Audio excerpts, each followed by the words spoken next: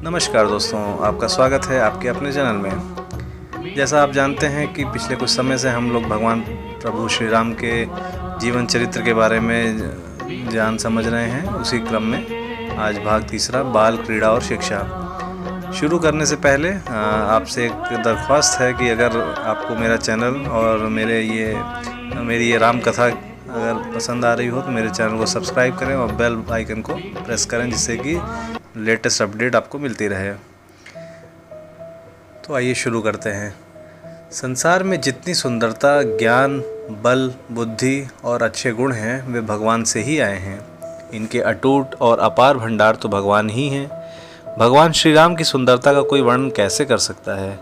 छोटे छोटे चारों राजकुमार थोड़े दिनों में राजभवन में घुटनों के बल सरकने लगे। माताएं, महाराज तथा दूसरे सभी लोग उन कुमारों की बाल छवि देख देख कर प्रसन्न होते थे। बहुत छोटपन से ही लक्ष्मण जी श्री राम के साथ तथा शत्रुघ्न जी भरत के साथ रहने लगे। कुछ और बड़े होने पर चारों राजकुमार खड़े होकर चलने लगे और धीरे धीरे खेलने भी लगे। अयोध्या के सभी बालक उनसे मित्रता करके परम सुखी होते थे। श्री राम खिलौने, वस्त्र, आभूषण अपने मित्रों को बांट दिया करते थे। खेल में वे सदा यही चाहते थे कि मैं भले हार जाऊं परंतु मेरे मित्र तथा भाई जरूर जीते। श्री भरत जी जब स्वयं हार जाते थे और श्री राम विजयी होते थे तब वो बहुत ही प्रसन्न होते थे, किंतु जब वे स्वयं जीतते थे तो उन्हें बड़ा संकोच होता था। तीनों भाई श्री राम की सेवा करते और उन्हें प्रसन्न करने की ही चेष्टा सदा किया करते थे, और श्री राम सदा भाइयों को सुख पहुँचाने और प्रसन्न रखने का ही प्रयत्न करते थे।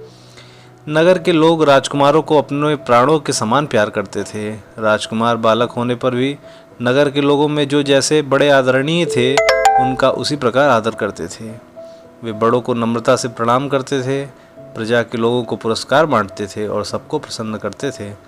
6 वर्ष की अवस्था होते ही राजकुमारों का यज्ञोपवीत संस्कार हो गया और वे कुलगुरु महर्षि वशिष्ठ जी के आश्रम में पढ़ने के लिए चले गए। उन दिनों आजकल की भांति स्कूल कॉलेज नहीं हुआ करते थे।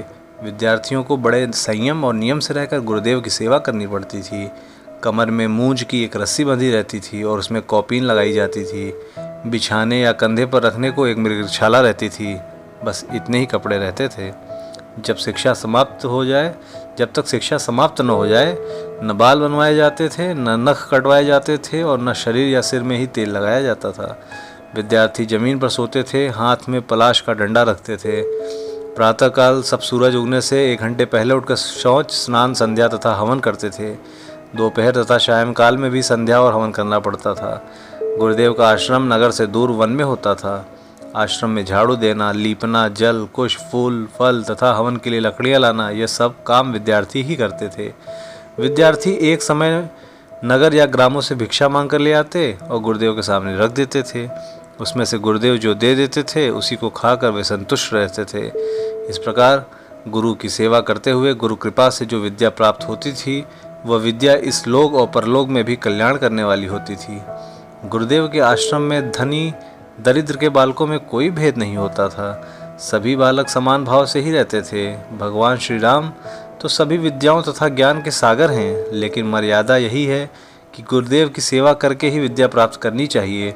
इसलिए भाइयों के साथ श्री राम 6 वर्ष की अवस्था में ही यज्ञोपवीत होने पर महर्षि वशिष्ठ के आश्रम में आ गए और ब्रह्मचार्य आश्रम के नियमों का पूरा पालन करते हुए गुरुदेव की सेवा करने लगे। बहुत ही थोड़े दिनों में